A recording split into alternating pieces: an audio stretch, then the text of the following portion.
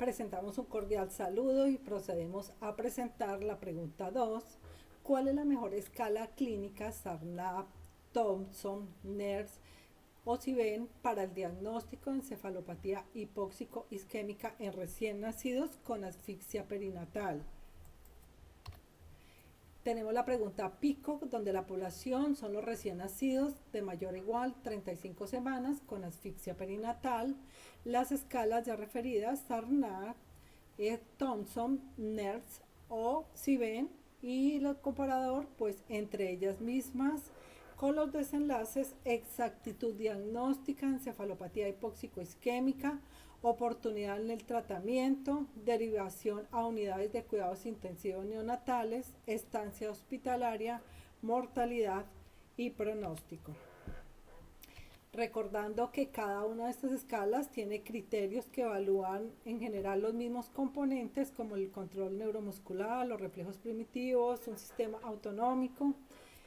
Y pues aquí las tenemos presentes, teniendo en cuenta que Sarnap inició en 1976, pero tiene una actualización, una modificación en 2020.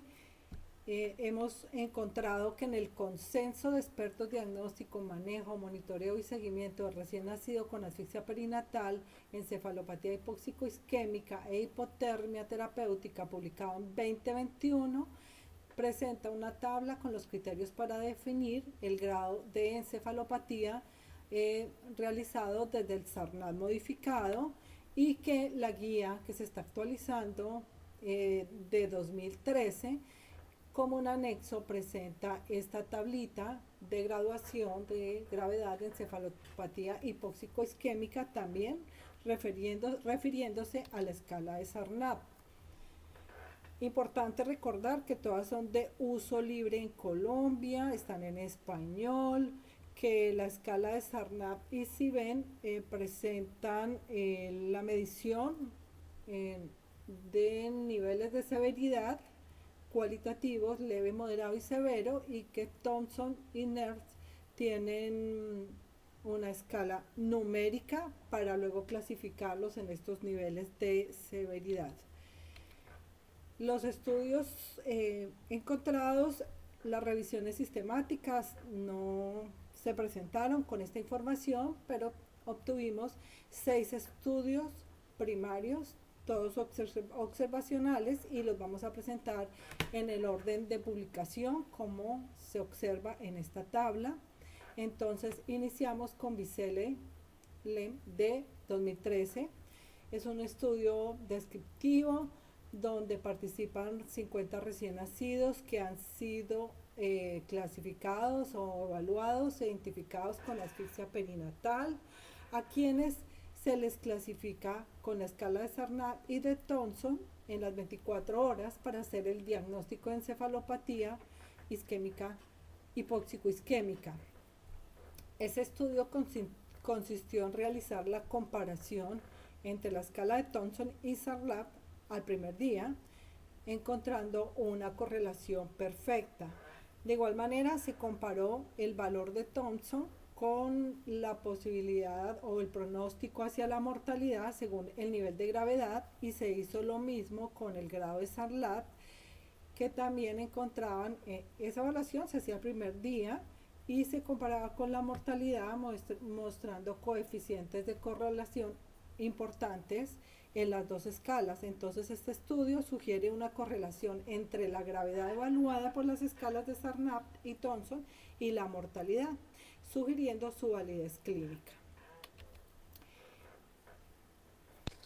Entonces, este es el segundo de los estudios realizado por Horn en el año 2013, donde se presenta una muestra con 41 recién nacidos sometidos a hipotermia terapéutica con una gestacional mayor a 36 semanas, diagnóstico de encefalopatía hipóxico-isquémica de moderada a grave, una muestra que se obtuvo desde junio de 2008 hasta el año 2009 en 3 hospitales de Ciudad del Cabo. Recordar que está pues localizado en Sudáfrica, y el objetivo principal es evaluar qué puntaje en la escala de Thompson puede determinar el mayor compromiso en un electroencefalograma a las 48 horas o incluso la muerte del recién nacido. Para ello, tomaron en cuenta las primeras 6 horas de vida, hicieron la escala de Thompson, evidenciándose que un punto de corte de 16 es el valor con mayor sensibilidad para determinar si estos niños tenían una encefalopatía hipóxico-isquémica moderada o severa, para así dirigir la terapia y tomar el electroencefalograma, con la relevancia que si es mayor a 16 el puntaje, el electroencefalograma em, va a tener un pronóstico, perdón, un resultado más deteriorado a las 48 horas. Aquí entonces nos damos cuenta cómo el puntaje mayor de 16 determinó un electroencefalograma alterado a las 48 horas.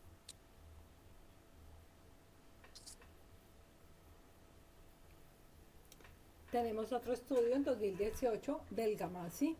Este es un estudio de casos y controles que evalúa la función renal a través de los niveles de creatinina en neonatos a término con la encefalopatía hipóxico-isquémica y lo correlacionan con el grado de severidad de esta representada por la puntuación de Sarnat y por el TAC.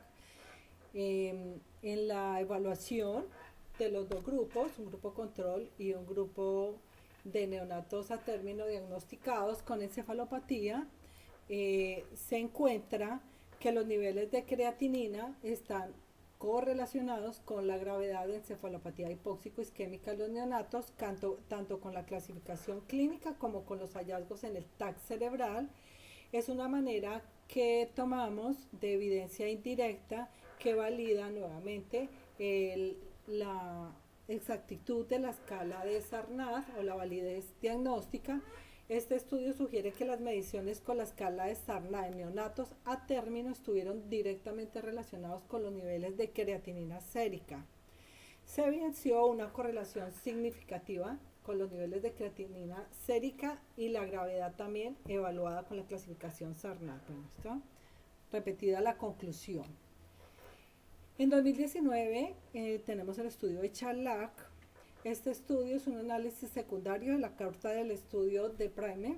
Entonces contaré que el estudio de Prime fue un estudio que se hizo seguimiento a neonatos a los que bajo la escala de Sarnath habían clasificado como leve y por tanto no habían iniciado hipotermia terapéutica, que encontraron que al hacerle seguimiento 18-22 hasta los 18 y 22 meses de edad, algunos habían desarrollado discapacidad pese a que estaban clasificados con una encefalopatía leve. Por tanto, ellos crean este análisis secundario de corte donde hacen una valoración, un ajuste en la escala de Sarnath, dándole a los valores normal un número de 0, un valor, a leve 1, a moderado 2 y a grave 3. Es decir, que cada participante al final de la aplicación de la escala iba a tener un número de producto de la suma de la calificación en todos los criterios con estos números. El valor predictivo de la puntuación total de Sarnath para discapacidad se hizo un cálculo encontrando que se habían diferencias y que aquellos neonatos que habían desarrollado discapacidad tenían una mediana en la sumatoria de la calificación en Sarnath con esta escala numérica de 7 y que sin discapacidad tenían una mediana de 4. Entonces este análisis mostró que un puntaje total de Sarnath mayor o igual a 5 predecía discapacidad con buena precisión. Había una sensibilidad del 86% y una especificidad del 67%. Este autor indica que se siga investigando sobre las posibilidades de manejar la escala Sarnath de una manera cuantitativa y no cualitativa, dado los resultados que él obtiene en este estudio. Este es entonces uno de los estudios quizá es dentro de los más relevantes para el diagnóstico de encefalopatía hipóxico-isquémica. Es un estudio publicado en el año 2021, pero llevado a cabo entre los años 2011 y 2013. Este estudio presenta la posibilidad de generar una nueva escala que se llama la NERS, diseñada pues en tres fases, dentro de las cuales se lograron obtener una muestra con 58 recién nacidos con encefalopatía neonatal y 28 pacientes sanos. Y sin embargo, 4 de estos 58 fueron excluidos por hemorragia, lesión medular o porque los padres no firmaron el consentimiento informado. Entonces, de estos pacientes, la mayoría tenían diagnóstico de encefalopatía neonatal moderada o severa, por lo que fueron llevados entonces a protocolos de hipotermia terapéutica. Entonces, fue evaluada la consistencia interna en la que a nivel interobservador se pudo obtener un alfa de Cronbach alto, es decir, que una variabilidad interobservador era mínima. Entonces, si independiente de de las personas que hicieran la escala, dio el mismo resultado. Esto fue un estudio realizado en Barcelona, en España, y se tomaron pacientes, la mayoría de ellos, desde hospitales comarcales de la periferia de la ciudad. Entonces fueron remitidos a los hospitales principales de mayor complejidad y allí fue donde se realizaron estas pruebas. Esta muestra y este escala tiene un único estudio que la respalda. Sin embargo, la consistencia y la confiabilidad que brindaron, al igual que el coeficiente de correlación, fueron muy elevados, por lo que pues se describe como una de las posibilidades para clasificar la severidad de la hipoxia neonatal. Esta escala está también generada a partir de los criterios de Sarnat. Sarnat, que como ya lo habíamos mencionado, tuvo una actualización y para el estudio de García Alix y el desarrollo de la nueva escala, se tienen en cuenta el electroencefalograma ampliado y la resonancia magnética. Sin embargo, estas dos tecnologías no son una condición para generar una escala y puede ser aplicada sin ellas.